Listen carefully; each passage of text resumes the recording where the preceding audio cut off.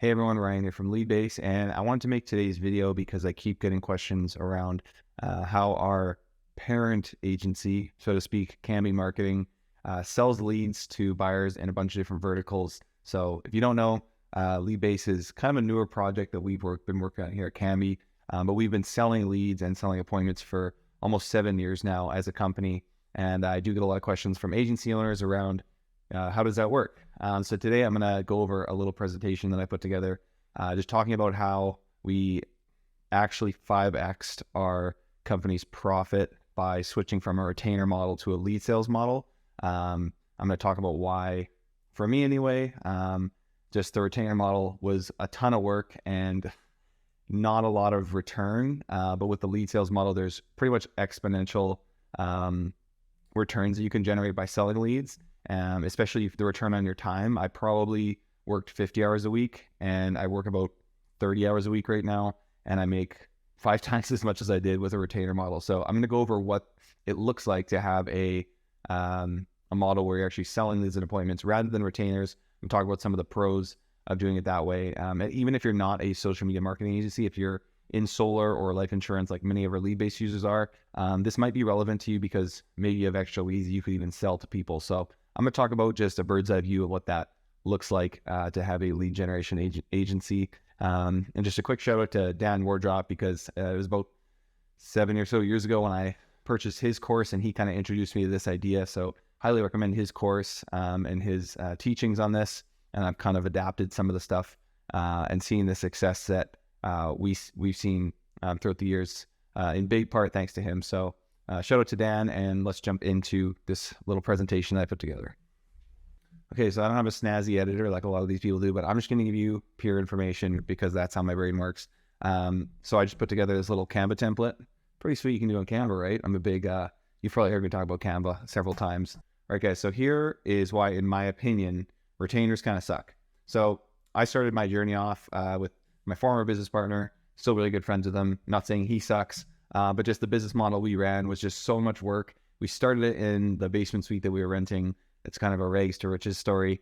And we basically were attempting to get as many retainers as we could. And that was the golden age of kind of Instagram when it was just coming out. So we were kind of managing social media for people. We were doing websites, we were doing photo, we were doing video, we were doing everything. And we had all these retainers, but those retainers, some of our first retainers, we were making like $500 a client. But then, we got these retainers, maybe $2,000 a month, maybe $2,500. But what I found very quickly is there was no upside to those retainers, or there was limited upside. So basically, if I was making $2,000 a month, it doesn't matter how much work I put in.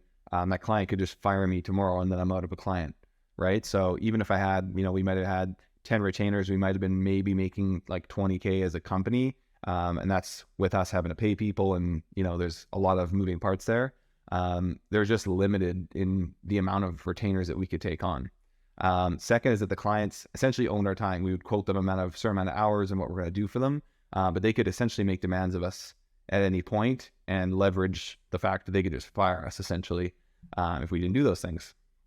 And number 3 is that we were making all these assets for clients and essentially just giving them the assets, running the ads inside their Facebook accounts. For example, we did run some ads for clients and do some lead gen for clients, but they essentially own those assets.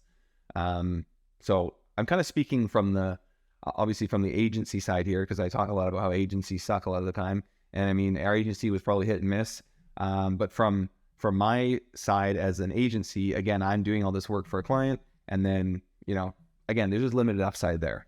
And then I discovered this course by Dan Wardrop with Flexible. And he actually put me onto this idea of selling leads and selling appointments, which is probably a pretty common thing that people understand today.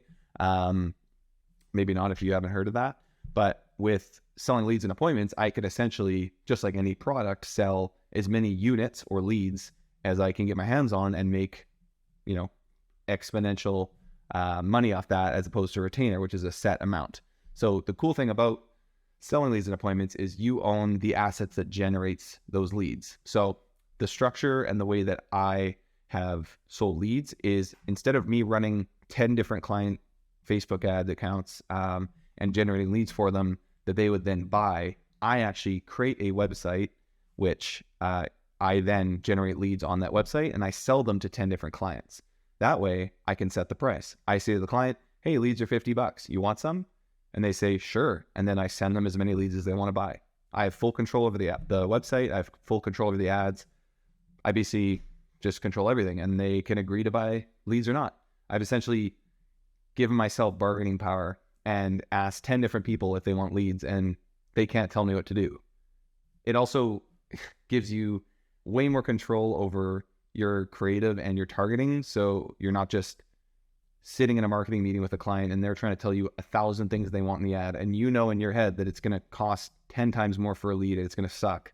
Now I can just do what I know works and gets the best and most affordable leads, and they're only going to buy if it works. So your clients are going to be happy. If they're buying more leads over and over again, if they keep buying leads, it means it's working and they're closing deals, or they wouldn't be buying leads. So it's a win-win situation for you and your client.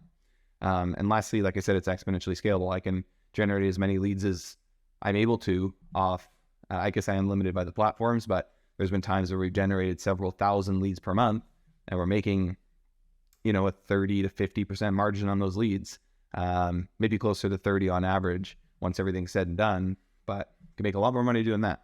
So once I was able to switch to this lead gen model with one brand, we were able to reach the 7-figure mark in revenue.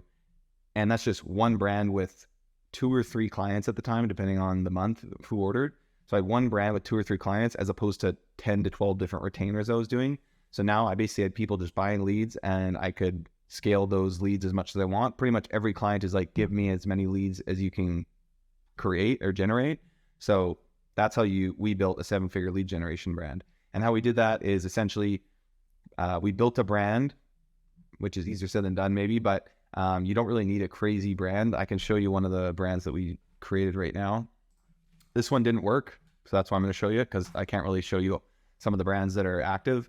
This is a brand called Richard Recommends. This was for selling a life insurance policy, which is something common in the US. It just didn't really end up working out because the leads, the type of prospect the client is looking for in this niche is so specific. And we were generating I think we were doing 50 to 100 leads a day. But the close rate is 1% or less because they need somebody with a very specific life insurance policy, somebody with, $500,000 or more in coverage usually. And essentially what the person would do is sell their life insurance policy to a life settlement company. They would get them, say they had a $500,000 policy, they would get paid $300,000 so they could use that money where they're living. And then the life settlement company would pay the premiums and collect the $500,000 when they die. Pretty weird, strange niche to be in, but we'd like to go into niches like this because there's less competition. And again, we spent a couple $100K in this niche. It just didn't really work out, and we started to double down on some other things. But we built a brand like this. Richard Recommends. We like to use alliterations and build a website. A website like this isn't anything crazy. If you're good at designing sites, or you can hire somebody, you can set something up like this that looks really professional. Obviously answers client questions, and this can be used as a sales tool when you go and pitch leads to your clients. So you could say, here's our site, it's professional, we're doing X leads per day right now. So that's what we do, is we set up a brand and test. And by test, I mean we usually start with a lead form, and we start to run ads and see if we can get leads and what they cost. Once we know what a lead costs, we find clients and we pitch them on trials so that we can learn a bit more, and then they can get more comfortable with us. So usually the trial is, I usually do a trial of 50 leads with somebody. A lot of people would be like, can I just pay as you go, or can I pay you after? Can we do a rev share? And usually I just say no now, because I find that it's a complete waste of time. If someone's serious and they want leads, then they're going to be willing to put some money down. You could do a little bit less than that. You could do 20 or 30 leads, but people need a sample size, and you need to get through their head that Facebook leads are going to be different than referrals or other lead sources that they've worked, and they need to be ready to hammer these leads on a daily basis and actually work at them, because it's not going to be a walk in the park like when Sally refers Bobby, her brother or whatever, to you, and it's an easy close. So you got to find clients, pitch them on a trial, and then usually you can pitch them on a lower lead cost. And there's always more clients out there. So I find with my first few clients, I really just try and I try and break even on the first few orders, and I try and learn as much as I can and get as much feedback as I can on the leads. If they're finding there's a really bad contact rate, okay, we're going to put text verification in. If they're finding that they're not really getting the clients they need, okay, we're going to tweak the targeting. So really at the end of the day, I have way more incentive to serve my client as opposed to a retainer. And I'm sure retainer people would argue with me on that, because obviously you still want to work hard for your clients regardless, but you just get right to the point, because they're only going to buy leads if it's working. And then once you find kind of a sweet spot with your lead costs, let's say you're getting leads for $30 and you're selling them for $50, then you just scale. And you got to keep making creative, keep trying different things. You've seen my videos on different creatives that we use. I've got accounts where I'm spending $3,000 to $4,000 per day, and I'm using a bunch of different ad creatives to do that. I'm running Canva ads, I'm running video ads, I'm running client testimonial videos. I'm doing all this different stuff to try and scale and reach those niches of the market that I can't hit with just one type of ad creative. I already mentioned this, but our business went from, essentially as in profit, making around 10K per month to making 50K per month consistently. And we sold our original first brand that we worked on for a multi 6-figure exit. And then we just used that money to build more brands. But the cool thing is we don't really need much money to build more brands, because you pretty much bootstrap it. And from about the year and a half it took to make that brand that we sold, we're doing the same thing on a monthly basis, because we understand how to create these brands really quickly, test things really quickly, get clients really quickly, and start selling leads. So like we did the same thing with the newer brand that we have in the kind of real estate legal realm, where we've gone from 0 to about 50 to 60 leads a day. It's doing multiple like 1,000 leads per month already. And at the end of the month, I kind of like, I'm sitting there like, wow, I really don't have to work that much, because this is working for itself. I'm selling leads, the campaigns are running. The client in this new niche talks to us like once a month. He's like, thanks, send me more leads. Here's my money. It's pretty sweet.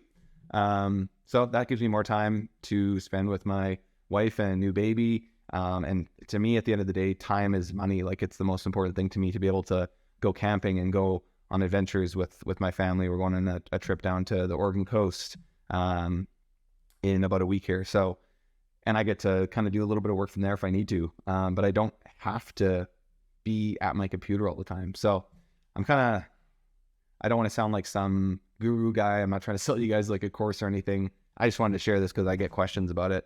I think that's all I have. So yeah, just to recap, really the structure of this is that you build a brand, you own the asset. Once you start generating leads and you know what they cost, you sell them for a profit, and then you can just scale to the moon. We did probably 30,000 plus leads last year, and we're going to do more this year. And again, I don't have to really work too much. So yeah, if you guys have any questions about this process and the structure, let me know below. If you've heard of this kind of structure before, let me know. Maybe it seems foreign to you. Happy to answer any questions in the comments below. So hit me up there, and hope this was just cool information that you can learn from. So I'll see you in the next one. I'm out.